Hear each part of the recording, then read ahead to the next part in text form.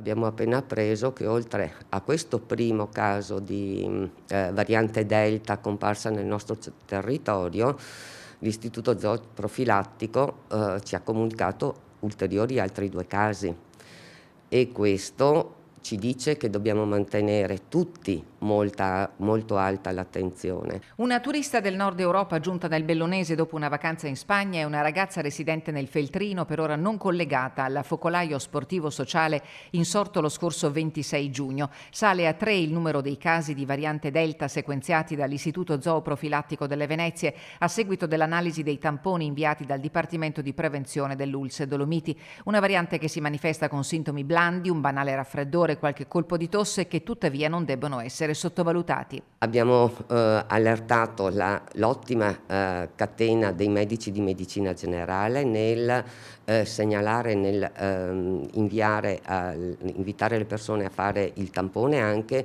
in presenza di sintomi veramente blandi. I Covid Point di Belluno, Feltre, Agordo e Tai di Cadore sono ad accesso libero, per cui l'invito è quello di non sottrarsi alla prevenzione, che è tassello fondamentale per la cura della salute di tutti. Chiediamo la responsabilità, andiamo a verificare se siamo positivi, perché questo ci serve per arginare, per confinare, per evitare appunto che questo virus si possa diffondere un po' di più in questo territorio. Il richiamo alla responsabilità individuale e collettiva della direttrice Carraro vale allo stesso modo per il vaccino, al momento l'unico strumento per rallentare la circolazione del virus. Non diciamo andiamo domani a vaccinarci, vado ad agosto a vaccinarmi.